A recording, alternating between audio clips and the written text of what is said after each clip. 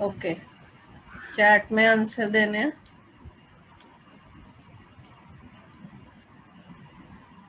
जो मैं सर्कल कर रही हूँ 10th 12th एंड 13th, ये 3 क्वेश्चन करो। इसको बड़ा करें थोड़ा।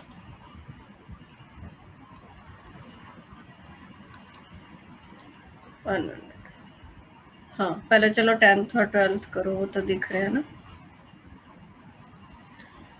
कल किए थे हमने कैल्सिनेशन रोस्टिंग, उसके रिलेटेड क्वेश्चंस हैं, बहुत इजी क्वेश्चंस हैं, ध्यान से पढ़ना स्टेटमेंट।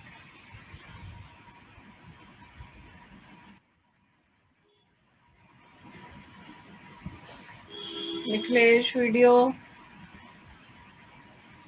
तो मुझे काउंट करके बता दिया कर कि मैम इतनी बार बोलना है आपने, मैं एक बार में सारा इकट्ठा बोल दिया करूंगी। वीडियो ऑन करो करो करो, है ना, फिर ही करेगा। प्रभनु पिया कर लो भाई। मैम कौन से क्वेश्चन करने हैं? जो सर्कल किए हैं बेटा जी। पिया ने आंसर दिया सबसे पहले, बिल्कुल ठीक है, 10th का दिया उसने।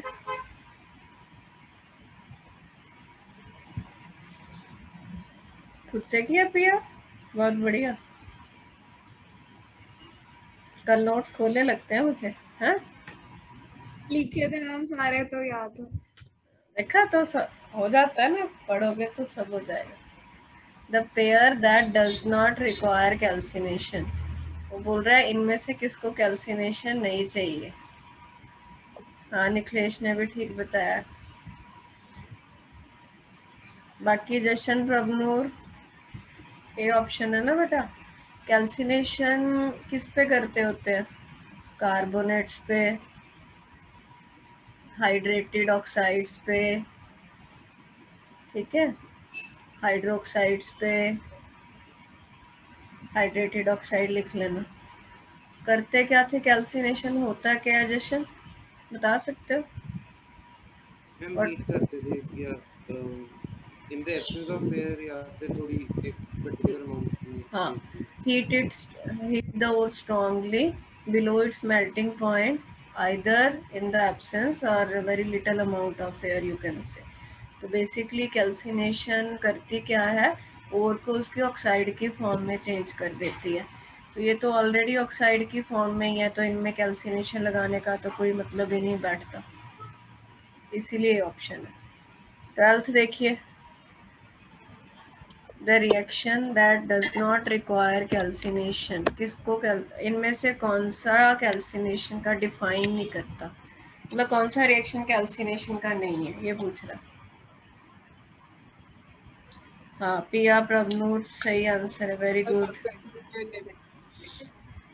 तो कौन बोल रहा है? आज तो सभी आंसर दे रहे हैं, बहुत बढ़िया। डी ऑप्शन है, यस। देखो बेटा, ये तो हाइड्रेटेड ऑक्साइड है, तो कैल्सिनेशन हो गई। कार्बोनेट है, कैल्सिनेशन हो गई। कार्बोनेट है, कैल्सिनेशन हो गई। ये रोस्टिंग का रिएक्शन है, कैल्सिनेशन का नहीं है, ठीक है ना, तो डी ऑप्शन है। अच्छा, वैसे बताना इस और का क्या नाम था, याद है किसी को? बोलो, याद करना बेटा। कर लो यार, वीडियो ऑन क्यों नहीं कर रहे? निखिलेश, अक्षित, हरगुन, प्रभनूर, मान्या, मैं बंद करूं वीडियो फिर अब सारी क्लास? हाँ, करो जल्दी करो।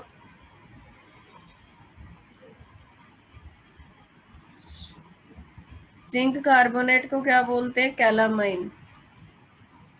इस और का क्या नाम था,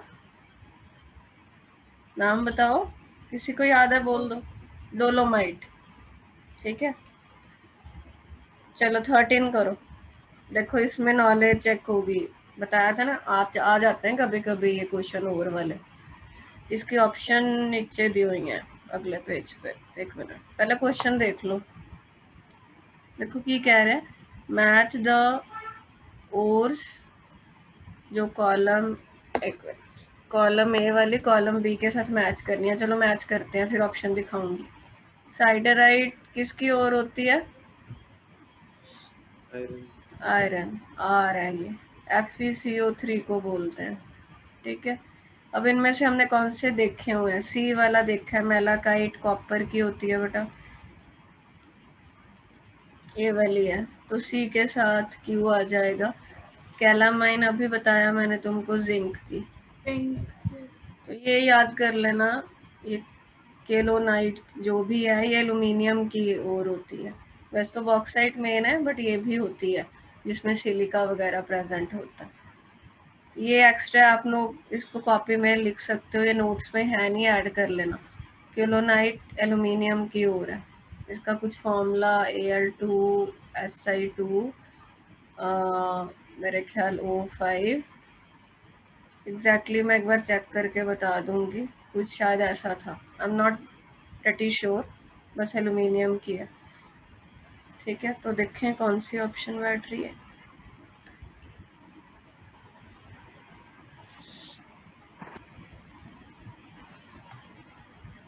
दिख रहा है तुम लोगों को? डी ऑप्शन है, यही आ रहा है ना? हाँ, ये कॉम्बिनेशन बना के दी हूँ।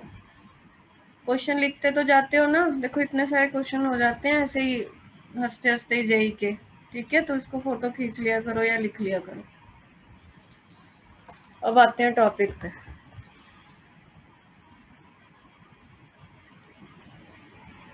एक मिनट।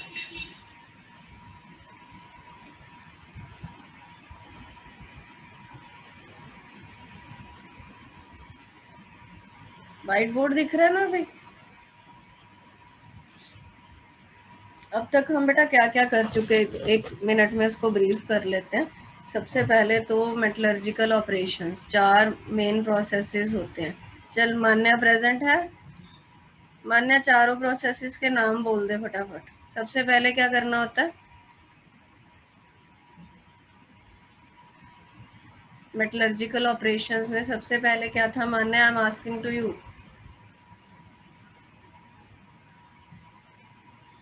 अब हम जब बोलेंगे नहीं कुछ। Crushing and grinding. प्रभनु सेकंड में क्या करते हैं? बेनिफैक्शन ऑफ ओर। बेनिफेक्शन में बेसिकली मतलब क्या है इसका? कंसंट्रेशन करते हैं ओर की, या ओर ड्रेसिंग। कंसंट्रेशन के पिया कौन कौन से मेथड थे, याद है 5 नाम? हैंड पिकिंग, हैंड पिकिंग और टीचिंग, हाँ चलो मैं सीरियल नंबर वाइज बोलती हूँ। हैंड पिकिंग के बाद क्या था? हाइड्रोलिक वॉशिंग, ग्रेविटी सेपरेशन जिसको बोलते हैं। Third electromagnetic separation, fourth flotation and leaching.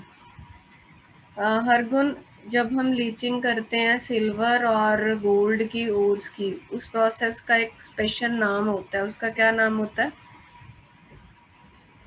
हर गुण मैं क्या पूछ रही हूँ, जब हम गोल्ड और सिल्वर की नेटिव ओर्स की या सिल्वर की अर्जेंटाइट ओर की लीचिंग करते हैं, उस प्रोसेस का एक नाम था Forrest cyanide process.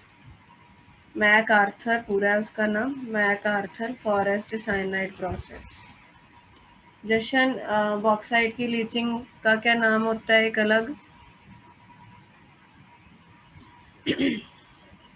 Bears process. ठीक है, याद रखना नाम। अच्छा, अब थर्ड प्रोसेस पे अभी हम हैं, extraction of crude metal from concentrated ore, ये कर रहे हैं अभी हम। अब हमारे पास बेटा देखो क्या है, जो ओर थी उसमें से हमने काफ़ी हद तक गैंग वगैरह सेपरेट कर दी है, इम्प्योरिटी। हमारे पास मेन चीज़ आ गई है। मेन चीज़ का मेरा मतलब क्या है कि जो भी एलिमेंट तुम लोगों ने निकालना है वो जो कंबाइंड फॉर्म में है, कंपाउंड जैसे बॉक्साइट में ही कर लें, ये चीज़ हमने इकट्ठी कर ली। गैलिना में ये चीज़ हमने इकट्ठी कर ली। मान लो कैलामाइन और होती, ये चीज़ हमने इकट्ठी कर ली, बाकी सारा कुछ रिमूव कर दिया।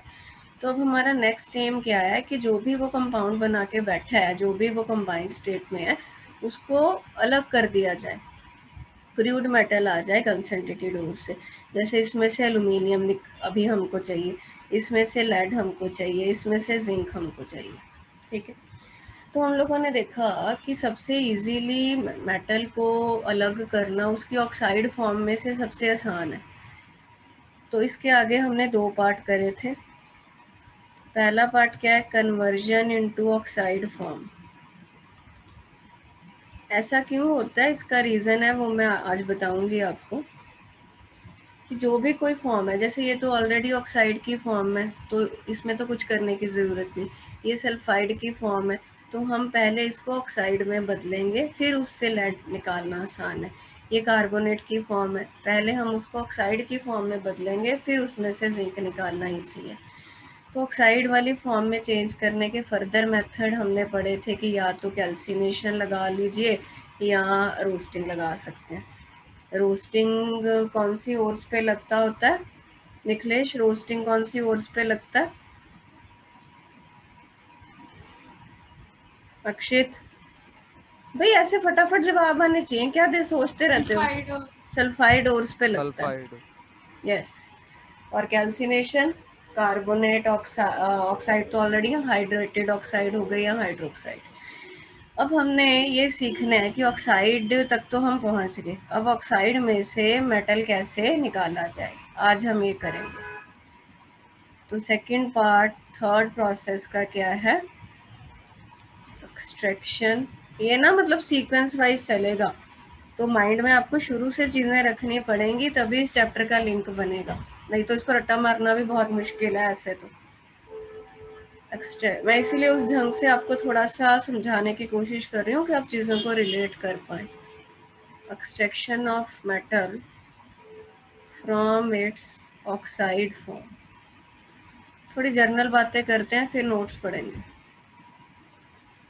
देखो बेटा, कोई भी तुम्हारे पास ऑक्साइड है, मैं जर्नल लिख लेती हूँ MXOY, ठीक है। तो इसमें से मेरा एम क्या है कि मुझे मेटल चाहिए, ऑक्सीजन मुझे अलग करना है ना, यही एम है ना आपका, ये एम है। चलो इसको ऐसे लिख लो। तो क्या रिमूवल ऑफ ऑक्सीजन रिडक्शन ही होता है ना, यही होता है। तो बेसिकली हमें इसकी क्या करनी है, रिडक्शन करनी है। रिडक्शन को इलेक्ट्रॉनिक टर्म में लिखो तो क्या लिखेंगे, गेन ऑफ इलेक्ट्रॉन। जो मेटल तुम्हारे पास है वो ऑक्सीडाइज्ड फॉर्म में है, उसको तुम इलेक्ट्रॉन दे दो तो वो तुम्हारे पास न्यूट्रल फॉर्म में आ जाएगा। ये तो इलेक्ट्रॉनिक टर्म में हो गया। ऑक्सीजन वाले टर्म में ये तुम ऑलरेडी जानते हो, रिमूवल ऑफ ऑक्सीजन क्या, रिडक्शन। अब देखो बेटा, रिडक्शन कराने के बहुत सारे मेथड्स हो सकते हैं। कौन से ऑक्साइड के लिए कौन सा मेथड लगेगा वो डिपेंड करता है मेटल की रिएक्टिविटी पे। किस पे डिपेंड करता है, रिएक्टिविटी ऑफ मेटल। ये कैसे, अब मान लो मैं तुमको बोलूं कि मेरे पास कोई अल्कली मेटल है सपोज, या मैं बोलूं कि मेरे पास अल्केलाइन अर्थ मेटल है ग्रुप 2 का। ये बहुत ज़्यादा रिएक्टिव मेटल्स हैं ना। रिएक्टिव मेटल का मतलब क्या है, सोडियम ले लो तुम, वो बहुत ज़्यादा Na पॉजिटिव में रहने की कोशिश करता है, उसकी रिडक्शन करानी बड़ी मुश्किल होती है। या कैल्शियम 2 पॉजिटिव है, ये सारी अपनी ऑक्सीडाइज्ड फॉर्म में रहना पसंद करते हैं। क्यों? क्योंकि ये कैसे मेटल्स हैं, they are highly reactive metals, तो इनकी रिडक्शन कराना बहुत औखा है। अब इसको इलेक्ट्रॉन गेन कराना इज़ वेरी वेरी डिफ़िकल्ट, इसको इलेक्ट्रॉन गेन कराना इज़ वेरी वेरी डिफ़िकल्ट। तो जो बहुत ज़्यादा रिएक्टिव मेटल्स हैं, अल्कली हो गया या अल्केलाइन अर्थ मेटल हो गया, इनकी रिडक्शन कराने के लिए हमको इलेक्ट्रोलिसिस की हेल्प लेनी पड़ती है। पढ़ा था ना हमने इलेक्ट्रोकेमिस्ट्री में इलेक्ट्रोलिसिस क्या होता है। इलेक्ट्रोलिसिस में हम करते क्या होते थे, नॉन स्पॉन्टेनियस प्रोसेस को हम इलेक्ट्रिसिटी दे के करवाते थे धक्के से। ये इलेक्ट्रॉन लेना नहीं चाहते बट हम इनको इलेक्ट्रोलिसिस की हेल्प से, या तुम लोग बोल सकते हो इलेक्ट्रोलिटिक मेथड बोलते हैं इनको, उससे इनकी रिडक्शन कराई जा सकती है। ये बात समझ में आ गई इतनी।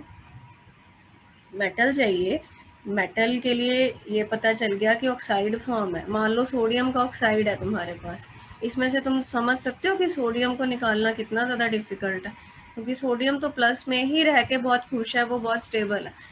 कैल्शियम का ऑक्साइड है, इसमें से कैल्शियम को निकालना बहुत औखा, बहुत मुश्किल है। तो उसके लिए सिर्फ कौन सा मेथड काम करेगा? इलेक्ट्रोलिसिस। तो पहला पॉइंट याद रखना कि if the metal is highly reactive like alkali और alkaline earth metal, it can be reduced only by using electrolytic methods. अब आते हैं आगे। अब मान लो लेस रिएक्टिव मेटल्स हैं, लेस रिएक्टिव मेटल जैसे तुम लगा लो जिंक के ऑक्साइड्स हैं, कॉपर के हैं, लेड के हैं, एल्यूमिनियम के हैं। तो इनकी रिडक्शन कराना कंपैरेटिवली इजी होता है। तो उसके लिए जैसे ये मैंने जर्नल लिखा था, ठीक है। मान लो मैं कोई और रिड्यूसिंग एजेंट यूज़ कर रही हूँ, यूज़ कार्बन यूज़ कर रही हूँ, ठीक है। तो कार्बन क्या किया, कार्बन ऑक्सीजन इसमें से खींच के ले गया, कार्बन मोनोऑक्साइड बन गई और मेटल क्या हो गया, फ्री। अब इस प्रोसेस को ज़रा ध्यान से एक बार देखते हैं। इसमें बेटा इसको और इसको एनालिसिस करो। ये क्या हुई है, मेटल की क्या हुई है, लॉस ऑफ ऑक्सीजन हो गया, रिडक्शन हो गई। कार्बन की क्या हो गई, ऑक्सीडेशन हो गई। तो कार्बन यहाँ पे क्या एक्ट कर रहा है, रिड्यूसिंग एजेंट कर रहा है ना, एक्ट रिड्यूसिंग एजेंट। तो जो कम रिएक्टिव मेटल्स हैं उनके ऑक्साइड्स को रिड्यूस कराना इजी है by adding some suitable reducing agent. It may be carbon, it may be any other metal. Any other metal का जैसे सिंपल सा कोई फंडा देख ले कि जो ज़्यादा रिएक्टिव मेटल है, जैसे तुम लोग ये चीज़ पढ़ते होते हो ना, मैं वैसे लिख रही हूँ, जैसे हम लोग ये बोलते हैं सिंपली, इसको रिएक्शन कराएं तो क्या इसका प्रोडक्ट आएगा, यही आता होता है। तो ये रिएक्शन क्यों हो पाया, क्योंकि ज़्यादा रिएक्टिव मेटल कम रिएक्टिव मेटल के लिए रिड्यूसिंग एजेंट का काम कर रहा है, इज़न्ट इट। तो इसका मतलब जो ये वाले मेटल्स हैं which are less reactive as compare to group 1 and group 2, they can be easily reduce by using some suitable reducing agent. It may be carbon, it may be any other metal. इतनी बात पता लग गई सभी लोग?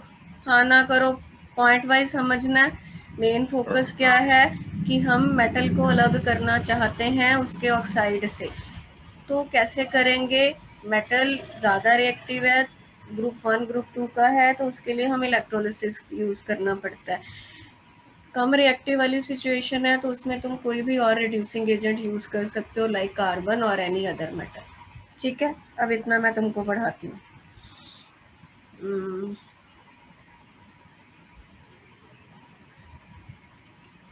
Let me share the notes. अभी क्या दिख रहा है बेटा, दिख रहा है नोट्स?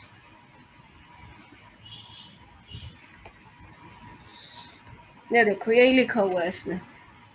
आज वाला टॉपिक ना थोड़ा समझने वाला है, तो ध्यान देना थोड़ा लेक्चर में ज़्यादा। Reduction of oxide to form metal, different method use करने। तो ये देखो, if the metal to be extracted is very reactive alkali and alkaline earth, तो reduction can be done only by electrolytic method. पहला point. ऐसे जब notes पढ़ोगे ना, कीवर्ड्स ढूंढ लेना। लेस रिएक्टिव मेटल्स के लिए can be reduced by number of reducing agent, carbon, carbon monoxide भी यूज होगा, करेंगे सारा, इवन मेटल। ये दूसरा पॉइंट आ गया, आई बात समझ में? अब ये एक वर्ड है पायरोमेटलर्जी, ये क्या होता है?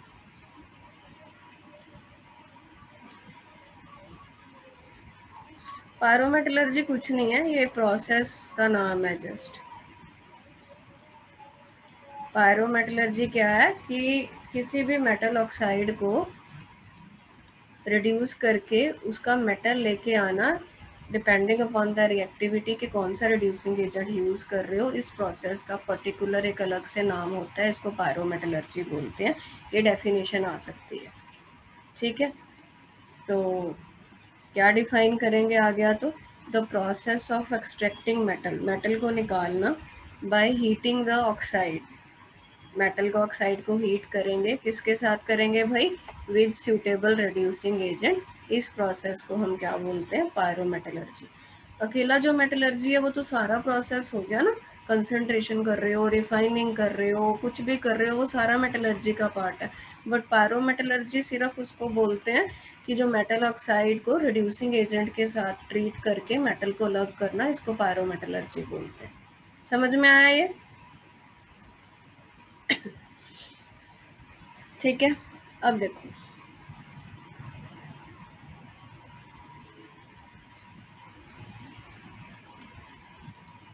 अब बेटा सारा फोकस हमने ये सीखने में आज लगाना है कि रिड्यूसिंग एजेंट कैसे चूज किया जाए। समझ में आ रही बात? अब डिफरेंट डिफरेंट तुम्हारे पास मेटल ऑक्साइड्स हैं, जिंक का ऑक्साइड है, लेड का ऑक्साइड है, अल्कली अल्कलाइन अर्थ के लिए तो पता लग गए। ये कौन सा काम है? कॉपर का ऑक्साइड है, आयरन का ऑक्साइड है। अब किसके लिए कौन सा रिड्यूसिंग एजेंट बेस्ट रहेगा एंड कितना टेम्परेचर? क्योंकि बेटा ये सारा कुछ देखो इंडस्ट्री लगती है इसमें, एक्सट्रैक्शन की जो पूरी प्रोसेस है, तो उसमें फाइनेंसिस को भी ध्यान देना पड़ता है।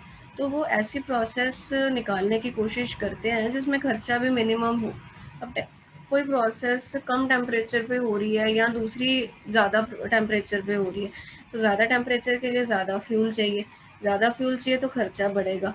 तो हम ऐसा कुछ ढूंढने की कोशिश कर रहे हैं कि बहुत कम प्राइस पे हमारा जो मेटल है वो एक्सट्रैक्ट हो जाए। समझ रहे हो बात? तो हमारा मेन फोकस इस चीज़ पे रहेगा कि यार कौन से मेटल ऑक्साइड के लिए कौन सा रिड्यूसिंग एजेंट बेस्ट है और कितने टेम्परेचर पे हमारा काम हो जाएगा। ठीक है, तो ये समझने के लिए हमें बेसिक से फंडे जो तुम लोगों को ऑलरेडी आते हैं वो देखेंगे एक बार। तो उसको बोलते हैं thermodynamic principles of metallurgy.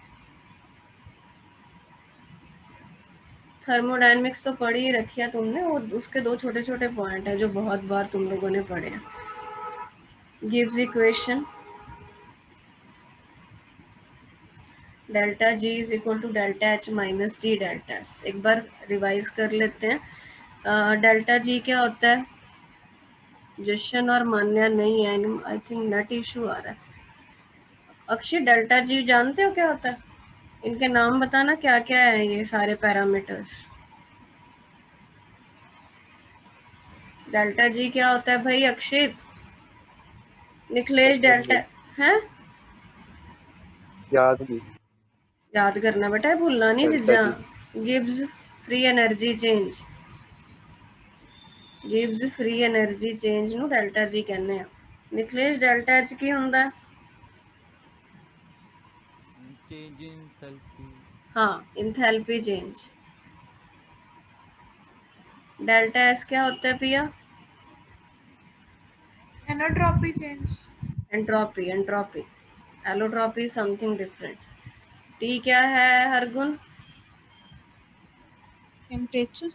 Temperature, absolute temperature. ठीक है, तो ये इक्वेशन हमें किसी भी रिएक्शन की फिजिबिलिटी के बारे में बताती है। कोई भी रिएक्शन तभी हो पाएगा जब डेल्टा जी उसका क्या होगा? नेगेटिव। पता है ना ये बात? For a reaction to be feasible, to be spontaneous, कोई भी प्रोसेस का डेल्टा जी नेगेटिव होना चाहिए। सिंपल बात है और कुछ नहीं, यही लिखा हुआ है। नोट्स देखते हैं साथ साथ। हम फोकस क्या है, हमने क्या चीज़ ढूंढनी है कि भाई कौन सी ऑक्साइड के लिए कौन सा रिड्यूसिंग एजेंट काम करेगा और वो कितने टेम्परेचर पे रिडक्शन कर देगा। उसके लिए हम ये प्रिंसिपल पढ़ने जा रहे हैं कि कोई भी रिएक्शन के लिए उसका delta G value should be negative at that temperature. जौन से टेम्परेचर पे तुम कराओगे उस पर डेल्टा जी की वैल्यू नेगेटिव आनी चाहिए। ठीक है, अच्छा एक ना ये नोट्स में बेटा ठीक कर लेना, यहाँ पे डेल्टा जी नॉट आएगा। कर लोगे ये? क्योंकि मैं तो आप लोगों को ऐसे ही भेज चुकी हूँ, तो उसमें नॉट लगा लेना, स्टैंडर्ड वाली होती है, दूसरी पे नहीं ये लगता। ये पढ़े थे हम लोग रिलेशन, इलेक्ट्रोकेमिस्ट्री चैप्टर में पढ़ा हुआ है ना ये। थर्मोडायनेमिक्स में +1 में भी किया तुम लोगों ने। तो ये तो एल के लिख दिया मैंने तुमको, ये वाला बताया हुआ, एक ही बात है। लॉग के क्या था इसमें निखिलेश?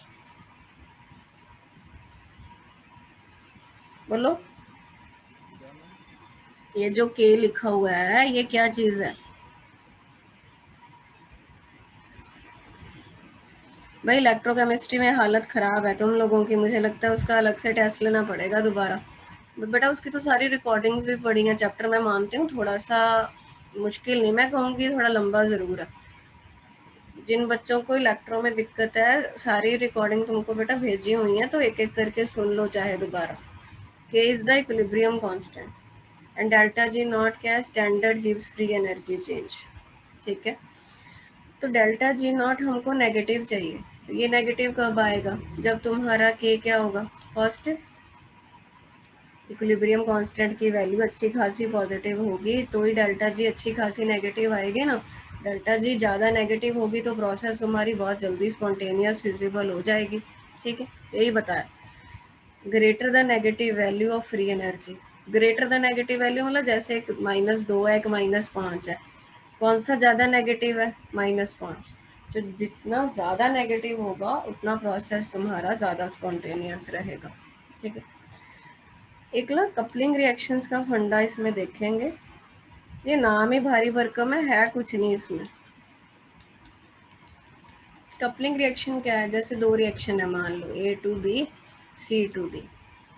जैसे मान लो कोई दो दोस्त हैं, एक दोस्त है 1 एक 2 है, ये बिल्कुल नहीं पढ़ता, ठीक है फेल होने की हालत है, और ये अच्छा खासा ठीक ठाक पढ़ लेता है, बट ये दोनों अच्छे दोस्त हैं। तो फर्स्ट वाला भी पास हो जाएगा सेकंड की कंपनी में, क्योंकि सेकंड वाला इतना पढ़ाई के प्रति फोकस है कि वो उसको भी बोल बोल के कम से कम उसको पास ज़रूर करा देता है। तो ऐसे मान लो ए से बी रिएक्शन फिजिबल नहीं है, उसकी डेल्टा जी मान लो थोड़ी पॉजिटिव वाली साइड ही है या कम नेगेटिव बोल सकते हो नहीं पा रहा, बट दूसरा रिएक्शन सी टू डी की डेल्टा जी बहुत ज़्यादा नेगेटिव है, तो दोनों रिएक्शंस को हम कपल कर देते हैं, हम साथ में इस ढंग से कराते हैं कि इसकी ज़्यादा नेगेटिव डेल्टा जी की जो वैल्यू होती है वो इस रिएक्शन को भी करवा जाती है। बात समझ में आ रही मेरी, इसको हम बोलते हैं कपल करके ओवरऑल डेल्टा जी नेगेटिव बना दी, ओवरऑल रिएक्शन फिजिबल कर दिया। ठीक है, यही लिखा है इसमें। If the two reactions are put together in a system the net delta G of both the reactions is negative. दोनों रिएक्शन हो जाएंगे, ये पढ़ लेना, बाकी सारा कुछ तो मैं तुमको बोल के बता रही हूँ। यहाँ तक हमारा हो गया, अब मैं आगे शुरू करूँगी। ठीक है,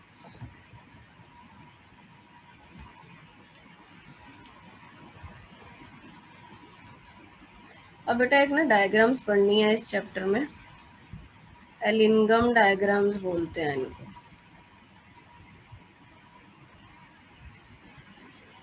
ये नाम ही थोड़ा इसका अजीब है, साइंटिस्ट के नाम पे है, कुछ नहीं है वैसे, बहुत आसान है डायग्राम्स।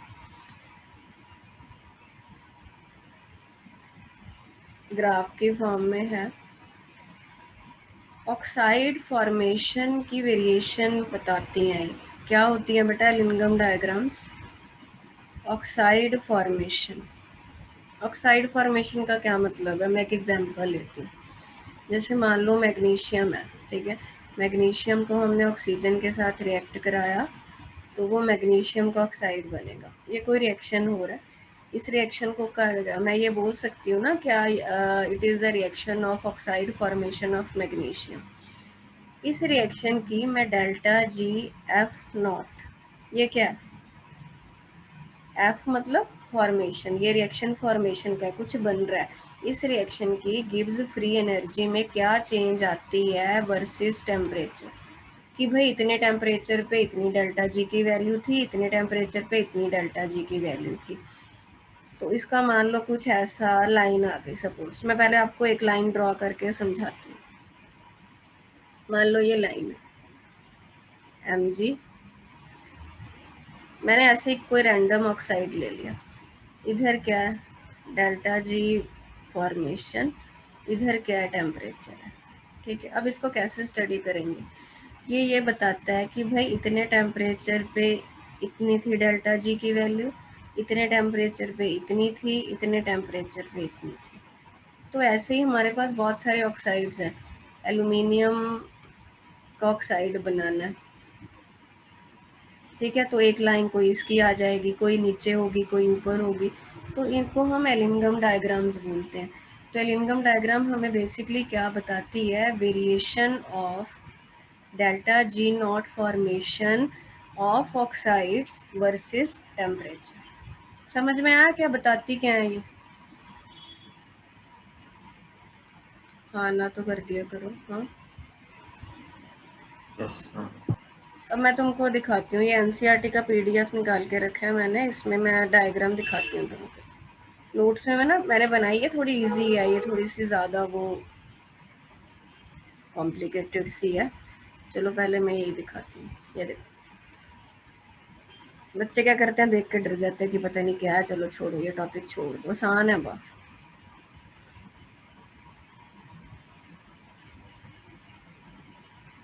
ये देखो बेटा, इधर टेम्परेचर है। हाँ, ये मैग्नीशियम की बना रखी है इसने, मैं इसको ही दिखा देती हूँ।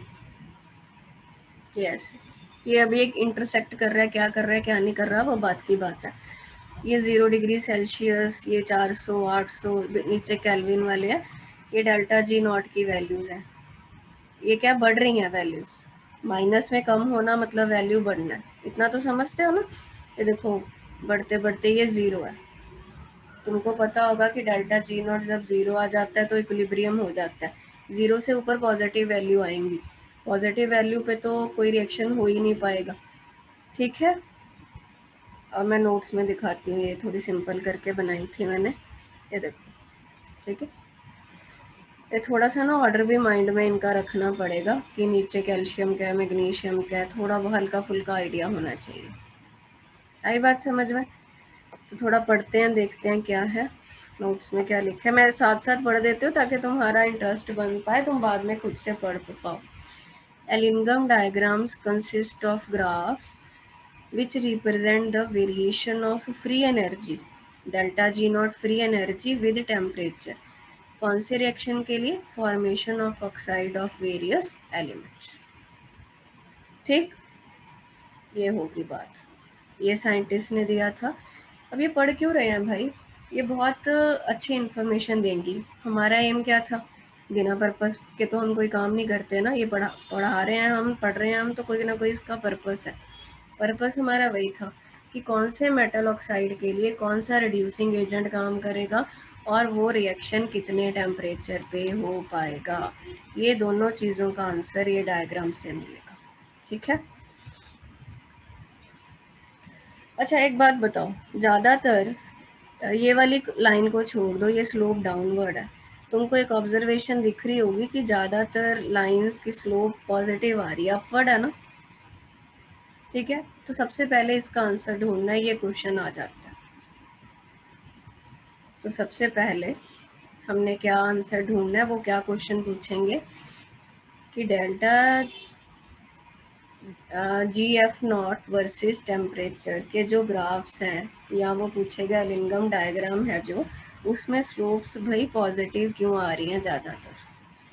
ठीक है, तो यहाँ पे मान लो ये किलो जूल पर मोल होता है, पता है ना ये, -1200 कुछ भी लिख लो, रैंडम वैल्यूज़, -1000, -800, -600, 400, 200, ऐसे कर करके यहाँ मान लो 0 आ गया, इसके बाद पॉजिटिव होगा। ठीक, ये 0 डिग्री सेल्सियस, फिर ऐसे 200 degree Celsius, 400 and so on. तो पहले हम इसका आंसर ढूंढेंगे स्लो पॉजिटिव की ओर। दो तरीके से मैं बता सकती हूँ तुमको, एक मैथमेटिकली, एक लॉजिकली। पहले मैथमेटिकली देखें, इस इक्वेशन को डिफरेंशिएट करते हैं विद टेम्परेचर। डिफरेंशिएट करो इसको, डिफरेंशिएट इट विद टेम्परेचर, तो क्या बनेगा ये। अच्छा, डेल्टा एच को ना कांस्टेंट लेते हैं टेम्परेचर से, तो क्या ये यही नहीं आ गया। तुम लोगों को तो मेरे से ज़्यादा आती है डिफरेंशिएशन, और इसी को क्या स्लोप नहीं बोलते। तो स्लोप की वैल्यू माइनस डेल्टा एस आ रही है, डिफरेंशिएशन से ये पता चला। अब डेल्टा एस का साइन दिमाग लगाओ, ये बेटा जो लाइंस हैं ये ऑक्साइड के बनने की लाइन है, जैसे मैग्नीशियम की एग्जांपल ली थी हमने, है ना। अब देखो जरा, बहुत आसान है, एक बार सुन लेना। सॉलिड, ऑक्सीजन गैस है, ये ऑक्साइड बना हमारा, हम मान के अभी चल रहे हैं कि ये सॉलिड फॉर्म में बना है। अब इस रिएक्शन को जरा देखो, मैग्नीशियम वाला जो मैंने लिखा है, तुम मुझे ये बताओ कि रिएक्टेंट से जब प्रोडक्ट में जाएंगे एंट्रोपी बढ़ेगी या कम होगी? क्या पूछा मैंने? रिएक्टेंट से जब प्रोडक्ट में जा रहे हैं एंट्रोपी बढ़ रही है कि रैंडमनेस बढ़ रही है कि कम हो रही है? कम हो गया। बेटा इतना तो दिखता है ना, कम हो रही है। क्यों? ये तो चलो सॉलिड है, ये तो गैस था ना, गैस में पार्टिकल इधर उधर भागते हैं तो वो ज़्यादा रैंडम है। रैंडमनेस मतलब क्या? एस की वैल्यू मान लूँ मैं इधर 100 है, फिर वो सॉलिड बन गया तो रैंडमनेस कम हो जाएगी ना। सॉलिड में पार्टिकल अपने जगह पे फिक्स होते हैं। अब इसकी रैंडमनेस मान लो 50 है। रैंडमनेस क्या? एस, तो डेल्टा एस का साइन क्या होगा?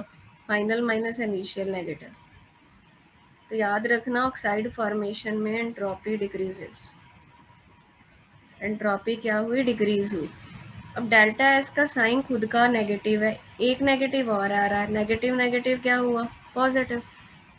तो इससे पता चल रहा है कि जो स्लोप्स बन रही हैं वो पॉजिटिव बन रही हैं। दोबारा रिपीट कर रही हूँ, इस इक्वेशन की डिफरेंशिएशन की मैंने विद रिस्पेक्ट टू टेम्परेचर, तो मुझे क्या पता चला कि मेरी जो स्लोप है वो माइनस डेल्टा एस आ रही है।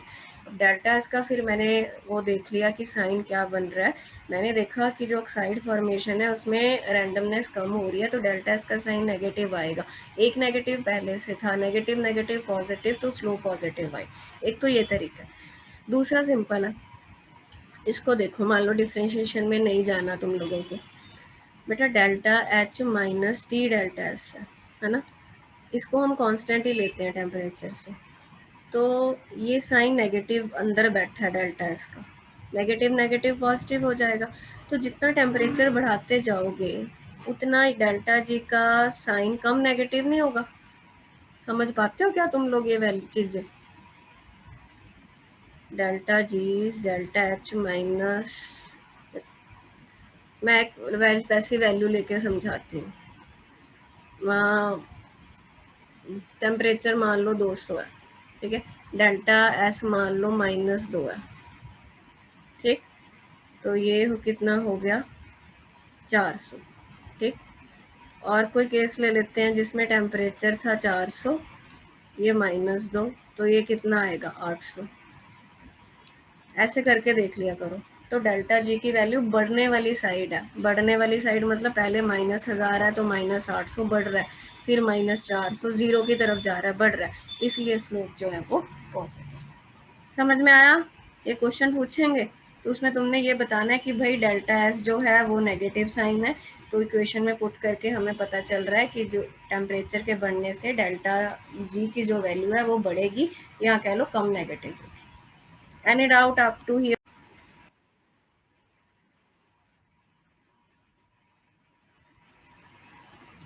तो हम यही बात कर रहे थे कि पहला पॉइंट तो यही क्लियर हो गया कि स्लोप पॉजिटिव क्यों है। जो मैंने समझाया है वो बेटा सारा यही लिखा हुआ है, 2 तरीकों से समझाया, दोनों तरीकों से लिखा हुआ है। Delta G versus temperature plots मतलब graphs have positive slopes, differentiation का और दूसरा समझा रखा है, ठीक है। अब एक और पॉइंट है, ये पॉइंट नंबर 2, ये मैं बताती हूँ क्या लिखा है। अच्छा एक बात बताओ मुझे, शायद तुम लोगों ने 10th में थोड़ा ये चैप्टर होता है, मुझे याद आ रहा है, CBSE में भी है और ICSE में शायद 9th में था। एक पॉइंट देखो इंटरेस्टिंग, ये मरकरी और जो सिल्वर है ये काफ़ी ऊपर आ रहे हैं और ये 0 को क्रॉस कर जा रहे हैं, है ना। मैं बना के दिखाऊं तो कैसे बनेगा?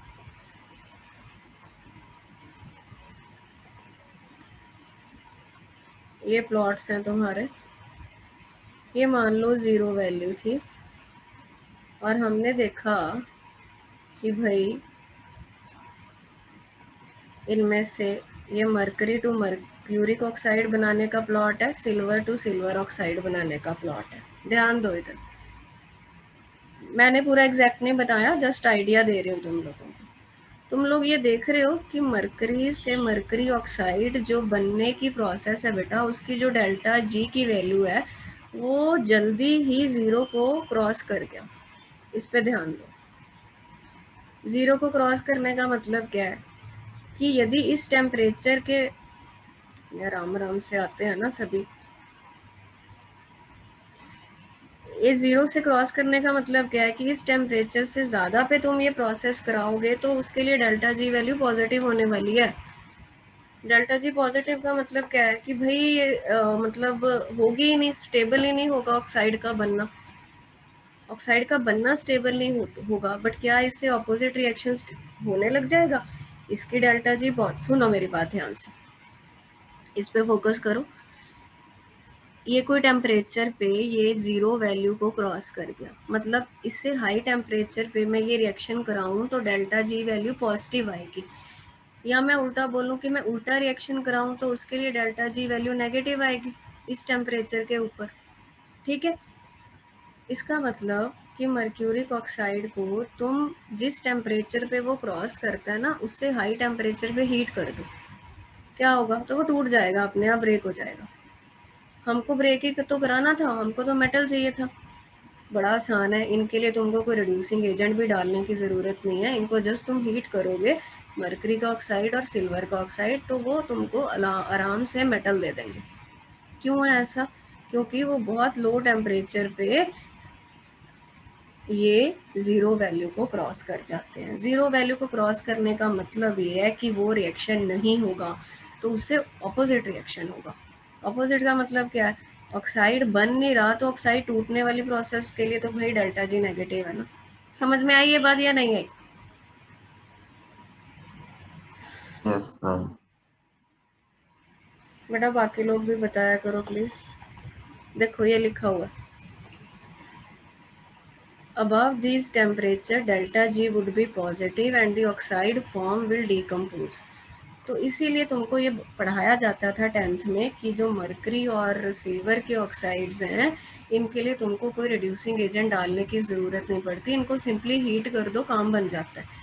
तब रीज़न नहीं समझ में आता था हमें कि ऐसा क्यों है। उस टाइम पे मुझे याद है कि ये बच्चों के दिमाग में, नेचुरली किसी के दिमाग में भी क्वेश्चन आएगा कि किसी के लिए तो हमको कोई रिड्यूसिंग एजेंट डालना पड़ रहा है, बट ये बड़ा आसान है, याद रखना भी आसान है कि इनको हीट करो, काम हो गया। तो उसका रीज़न आज समझ में आ रहा है कि हमें पता है कि इनकी जो डेल्टा जी वैल्यू है वो पॉजिटिव हो जाती है बहुत कम टेम्परेचर पे, इसलिए हम इनको हीट करके अपना काम करा लेते हैं। ठीक है, तो ये बात हो गई। तो 2 पॉइंट मैंने बेटा एलिंगम डायग्राम के अब तक डिस्कस किए हैं। क्या क्या क्वेश्चन पूछेंगे, एक तो एलिंगम डायग्राम होती क्या है, होती क्या है भाई, ये हमें गिव्स एनर्जी चेंज बताती हैं विद टेम्परेचर। किसके लिए बताती हैं? ऑक्साइड फॉर्मेशन के लिए। तो इसमें पहला क्वेश्चन ये बनेगा कि ज़्यादातर केस में जो स्लोप आ रही है वो पॉजिटिव आ रही है। उसका रीज़न क्या है? क्योंकि ऑक्साइड फॉर्मेशन में एंट्रोपी कम होती है, तो टेम्परेचर बढ़ाने से डेल्टा जी की वैल्यू कम नेगेटिव होगी या कह लो पॉजिटिव की तरफ जाएगी। दूसरा पॉइंट हमने क्या पढ़ा कि जो मरकरी और सिल्वर के ऑक्साइड्स हैं उनके लिए कोई रिड्यूसिंग एजेंट नहीं चाहिए होता, उनको सिंपली हीट करने से ही हमारा काम हो जाता है। हमारा काम होने का मतलब क्या है कि ऑक्सीजन अलग मेटल अलग। ऐसा क्यों है? क्योंकि वो बहुत जल्दी, तुम देखो डेल्टा जी 0 वैल्यू को कट दे रहे हैं, क्रॉस कर दे रहे हैं। ठीक है, अब आते हैं हम अगले पॉइंट पे। अब देखो क्यों पढ़नी शुरू की थी भाई ये डायग्राम से, इतना कुछ क्यों पढ़ रहे हैं हम? एम क्या था हमारा? एम हमारा ये था कि हमें पता चल जाए कौन से के लिए कौन सा रिड्यूसिंग एजेंट। ये करते करते हमें ये पता चल गया कि इनके लिए चाहिए ही नहीं। अब मैं तुमको एक केस लेके समझाती हूँ, ध्यान दो जरा। एल्यूमिनियम की लाइन ये रही, मैंने रेड कर दिया इसको, और मैं ले रही हूँ, ये ग्रीन कर दे, क्रोमियम की लाइन। ठीक है, अब समझते हैं क्या कहानी है। कोई एक टेम्परेचर पकड़ लो, मान लो 500 पकड़ लिया मैंने। अब 500 पे तुम एल्यूमिनियम की लाइन और क्रोमियम की लाइन दोनों को देखो। ये लाइन क्या बताती है बेटा? 500 टेम्परेचर पे एल्यूमिनियम से एल्यूमिनियम ऑक्साइड बन रहा है और क्रोमियम से क्रोमियम ऑक्साइड बन रहा है, दोनों रिएक्शन हो रही है। तुम मुझे ये ग्राफ देख के ये बता सकते हो कि दोनों जो ऑक्साइड बन रहे हैं सेम टेम्परेचर पे 500 पे, किसके लिए डेल्टा जी वैल्यू ज़्यादा नेगेटिव है? एल्यूमिनियम से जब एल्यूमिनियम का ऑक्साइड बन रहा है, इसकी डेल्टा जी वैल्यू -1000 के अराउंड है और इसकी डेल्टा जी वैल्यू तुम लगा लो -700 के अराउंड है। किसकी ज़्यादा नेगेटिव है?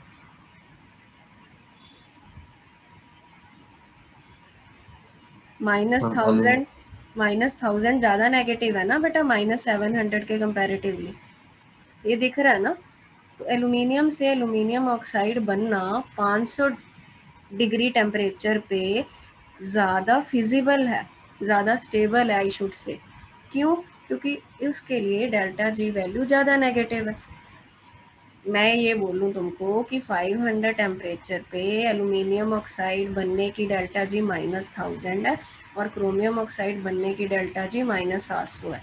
कल ये क्वेश्चन है और तुमको कोई पूछे कौन सा रिएक्शन ज़्यादा फिजिबल है 500 पे, तो तुम क्या आंसर करोगे? तुम आंसर करोगे कि जी एल्यूमिनियम ऑक्साइड बनना ज़्यादा इजी रहेगा 500 पे, क्योंकि उसकी डेल्टा जी ज़्यादा नेगेटिव है। More negative the delta G, more feasible the reaction. ठीक है, तो इससे क्या पता चलता है? इससे ये पता चलता है कि यदि मैं ये रिएक्शन करवाऊँ, कौन सा रिएक्शन करवाया मैंने? क्रोमियम ऑक्साइड और एल्यूमिनियम पकड़ लिया, इसको मैंने 500 डिग्री पे, केल्विन है जो भी है, 500 केल्विन है मान लो, उस पे मैंने रिएक्शन करा दिया। तो हमें डायग्राम से पता है कि यार इसके लिए एल्यूमिनियम ऑक्साइड का बनना ज़्यादा फिजिबल था, तो एल्यूमिनियम ऑक्साइड बन जाएगा, क्रोमियम को फ्री कर देगा। क्यों हो पाया ये रिएक्शन? ये रिएक्शन इसीलिए हो पाया क्योंकि हमें मालूम था कि 500 केल्विन पे एल्यूमिनियम ऑक्साइड ज़्यादा स्टेबल है। क्यों स्टेबल है ज़्यादा? क्योंकि उसकी डेल्टा जी ज़्यादा नेगेटिव है, तो वो क्रोमियम ऑक्साइड से ऑक्सीजन खींच ले जाएगा और एल्यूमिनियम का ऑक्साइड बन जाएगा। तो ये रिएक्शन क्या, हम ऐसे नहीं बोल सकते कि क्रोमियम ऑक्साइड की रिडक्शन हो गई, क्रोमियम फ्री हो गया ऑक्सीजन से, एल्यूमिनियम क्या एक्ट कर रहा है? रिड्यूसिंग एजेंट कर रहा है। तो मुझे ये पता नहीं चल गया क्या इस डायग्राम से कि 500 केल्विन पे मैं क्रोमियम ऑक्साइड के लिए aluminium as a reducing agent use कर सकती हूँ। अब तुमको कोई पूछे क्या ये रिएक्शन हो पाएगा भाई, ये बताओ, ये रिएक्शन हो पाएगा 500 पे? ये रिएक्शन नहीं हो पाएगा। क्यों नहीं हो पाएगा? क्योंकि 500 पे तो एल्यूमिनियम ऑक्साइड ज़्यादा स्टेबल है भाई। क्यों ज़्यादा स्टेबल है? क्योंकि डायग्राम से पता चल रहा है वो नीचे आ रही थी लाइन, जितनी लाइन नीचे ज़्यादा आएगी उतनी उसकी डेल्टा जी ज़्यादा नेगेटिव होगी, जितनी डेल्टा जी ज़्यादा नेगेटिव होगी उतना वो स्टेबल है उस टेम्परेचर पे, जितना वो स्टेबल है उतना वो जल्दी बनेगा। एल्यूमिनियम ऑक्साइड स्टेबल है तो वो तो बना ही रहेगा, वो क्रोमियम ऑक्साइड थोड़ी बना पाएगा। तो हम ये बोल सकते हैं कि भाई 500 पे aluminium will act as a reducing agent for chromium oxide। तो नेट रिजल्ट इससे हमें क्या पता चला कि जौन सी कर्व थल्ले है, जौन सी लाइन थल्ले है, वो ऊपर वाले के लिए रिड्यूसिंग एजेंट बन पाएगी। समझ में आई ये बात?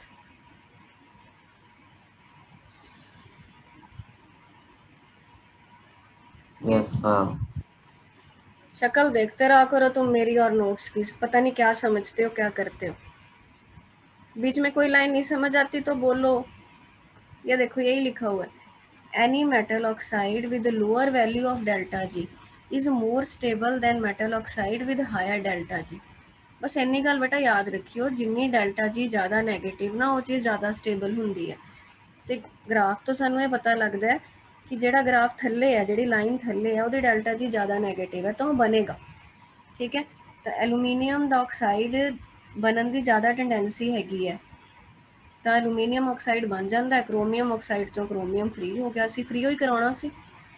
तो असी क्यों पढ़ रहे हैं? असी पढ़ रहे सी भी ताकि सानू पता चल जाए कि कौन सा रिड्यूसिंग एजेंट किस मेटल के लिए यूज़ हो सकता है और कितने टेम्परेचर पे। ठीक है, ऐसी एक और एग्जांपल देखो, ये मैग्नीशियम, अच्छा मैं तुमको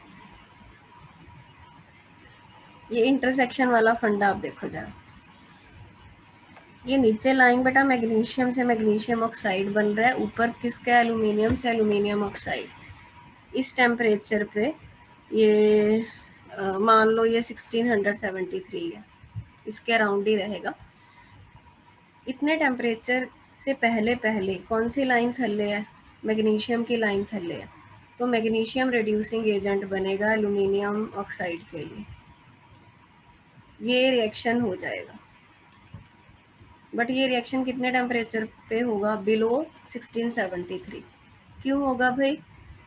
क्योंकि इस टेम्परेचर से नीचे मैग्नीशियम ऑक्साइड बनना ज़्यादा फेवरेबल है, उसकी डेल्टा जी नेगेटिव होगी। बट जब वो क्रॉस कर जाएगा तो लाइंस चेंज हो गई। ये देखो मैग्नीशियम ऑक्साइड ऊपर आ गई, एल्यूमिनियम ऑक्साइड की थल्ले आ गई। तो 1673 से ऊपर जाएंगे तो कौन रिड्यूसिंग एजेंट बनेगा? एल्यूमिनियम। किसके लिए? मैग्नीशियम ऑक्साइड के लिए। ये क्वेश्चन भी है कि इससे बिलो मैग्नीशियम एक्ट कर रहा है रिड्यूसिंग एजेंट, बट इससे हाई एल्यूमिनियम कर रहा है। इससे हाई में क्या हुआ? एल्यूमिनियम वाली लाइन थल्ले आ गई, तो उसकी डेल्टा जी ज़्यादा नेगेटिव हो गई, वो ज़्यादा स्टेबल होगा, वो बन जाएगा, मैग्नीशियम ऑक्साइड को फ्री कर देगा। तो नेट रिजल्ट खाली समझ में आता है तो बहुत बढ़िया, नहीं तो याद रख लेना जौन सी लाइन नीचे आएगी वो वाला रिड्यूसिंग एजेंट बनेगा ऊपर वाले के लिए। इंटरसेक्शन के बाद कई बार ये चेंज हो जाती हैं तो रिड्यूसिंग एजेंट भी चेंज हो जाएगा। आई बात समझ में?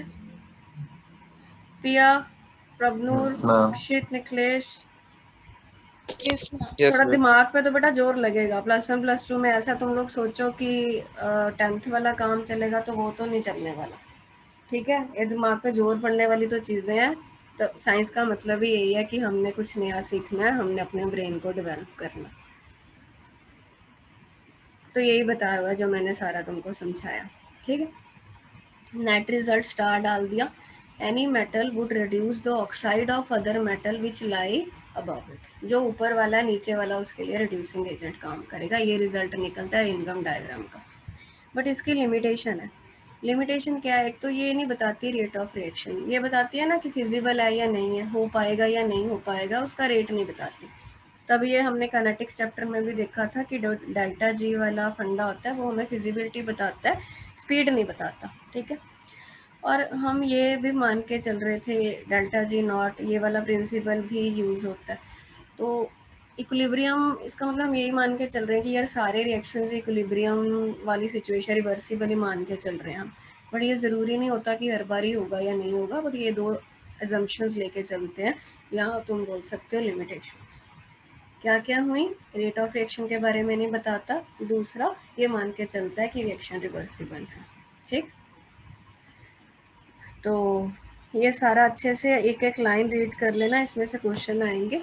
और अच्छा अब ना असाइनमेंट की फॉर्म में दे देना कुछ क्वेश्चंस हैं जितना अभी तक ये चैप्टर हो गया। तो हम ट्राई करेंगे संडे तक, मैं कोशिश करूँगी, या मंडे तक।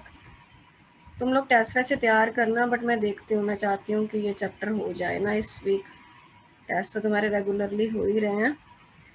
क्वेश्चन मार्क कराने दो 1 मिनट मुझे।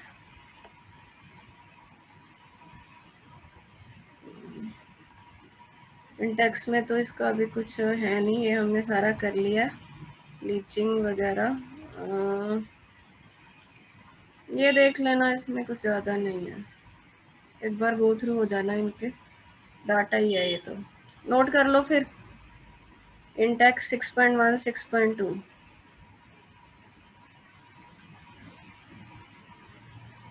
और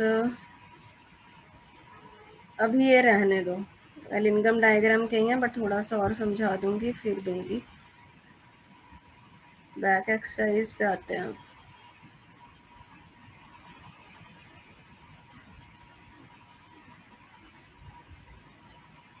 6.2 तो कल बोल ही दिया था मैंने,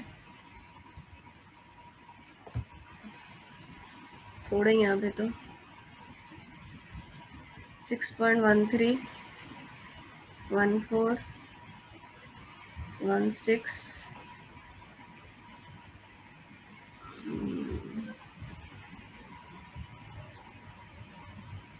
बस इतने ही हैं अभी, ठीक है? ये कर लेना।